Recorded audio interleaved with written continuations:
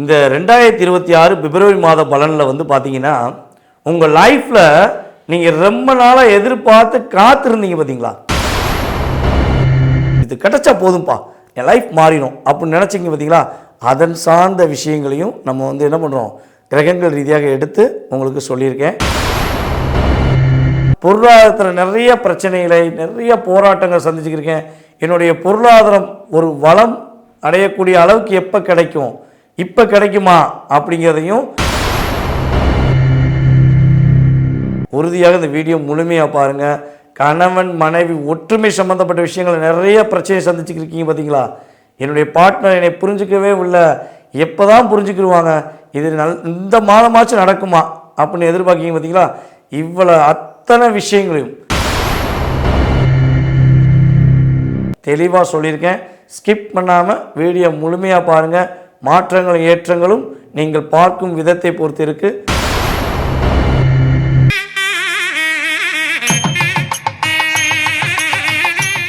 கடவுளூர் TV நேயர்கள் அனைவருக்கும் எனது இனிய வணக்கம். நான் உங்கள் டிஜே சுந்தரபாண்டி, சிவகாசியிலிருந்து. இந்த 2026 பிப்ரவரி மாதத்தில் 1ஆம் தேதி முதல் இந்த பிப்ரவரி மாதம் 28ஆம் தேதி வரையும் உங்கள் லைஃப்பில் என்னென்ன மாற்றங்கள் ஏற்பட போகுது அப்படிங்கிறத ஃபஸ்ட்டு தெரிஞ்சுக்கிடுவோம்.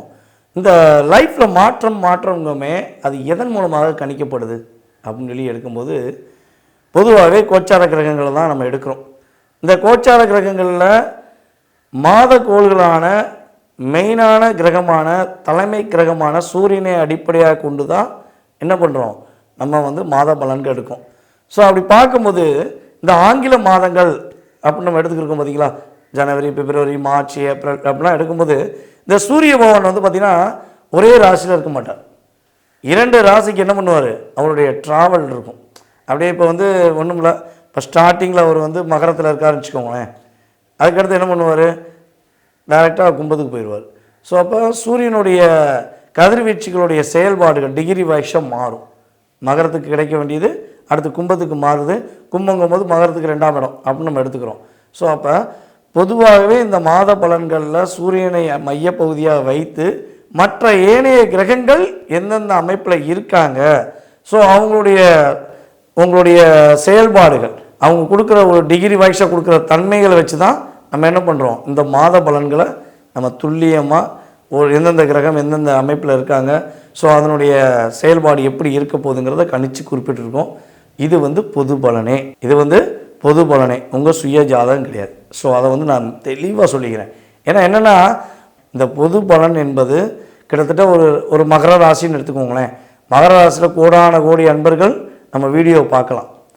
ஆனால் அவங்கவுங்க பிறந்த டைம் வேறு, அவங்களுடைய வருடங்கள் வேறு, இதில் நிறைய மாற்றங்கள் இருக்குது, தசாபுத்தி இருக்குது. இதை மையமாக வைத்து தான் 70% எடுக்க முடியும். ஓகேவா?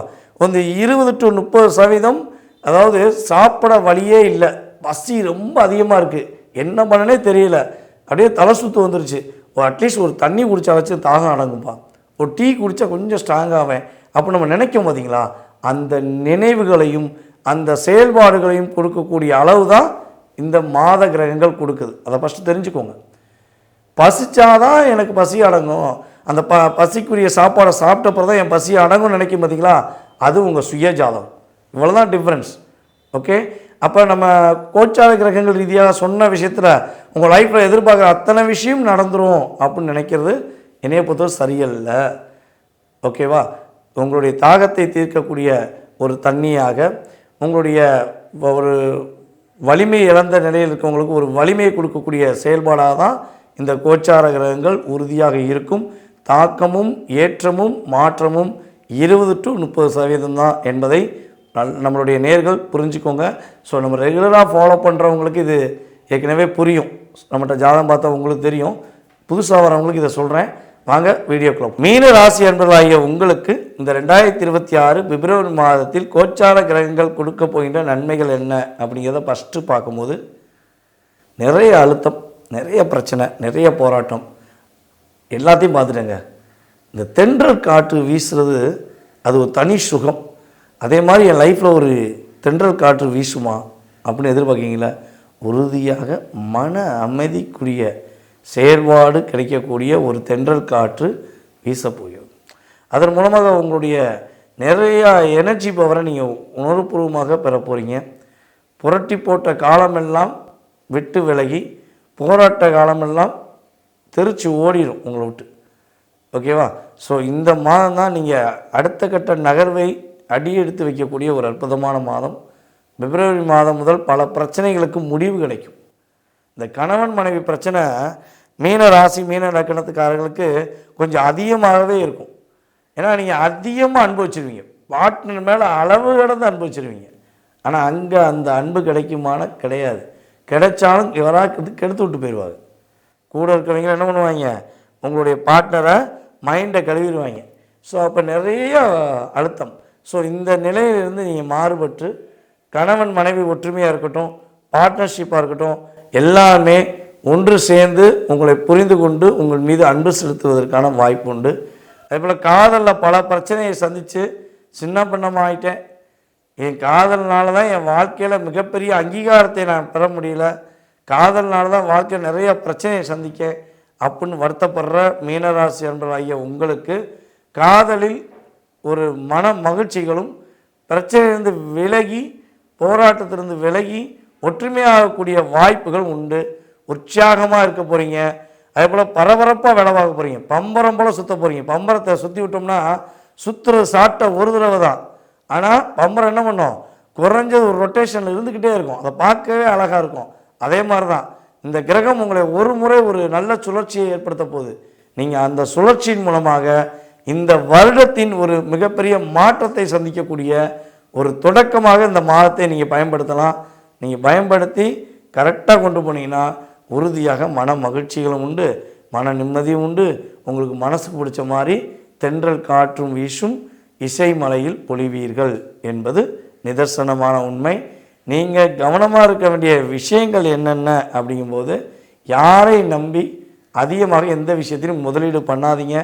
தேவையில்லாமல் யாராவது சொன்னாங்க, அவங்க சொன்னாங்க, இவங்க சொன்னாங்க சொல்லி நம்முடைய மீனராசி என்பவர்களாகிய நீங்கள் இந்த பிப்ரவரி மாதத்தில் புதியதாக மற்றவர்கள் நம்பி புதிய முதலீடு செய்வதை தவிர்ப்பது ரொம்ப ரொம்ப நல்லது. அதே போல் பார்த்திங்கன்னா உங்களுடைய அம்மாவுடைய உடல் ஆரோக்கியம் சம்மந்தப்பட்ட விஷயங்களில் கொஞ்சம் கவனம் செலுத்துங்க. அம்மாட்ட தேவையில்லாத விவாதம் பண்ண வேண்டாம். விட்டு கொடுத்து போனால் கெட்டு போவதில்லை. மற்றவர்களும் அப்படித்தான் இருந்திருக்கீங்க. பெற்ற தாயிடமும் இருங்கள். மாற்றம் என்பது உறுதியாக இந்த பிப்ரவரி மாதம் முதல் மீனராசிக்காரர்களாகிய உங்களுக்கு உண்டு. கடவுள் அருள் டிவியை பார்த்தமைக்கு நன்றிகள். மேலும் இது போன்ற தகவல்களை தெரிந்து கொள்ள கடவுள் அருள் டிவியை சப்ஸ்கிரைப் செய்யுங்கள். மறக்காமல் பெல் ஐக்கானை கிளிக் செய்யுங்கள்.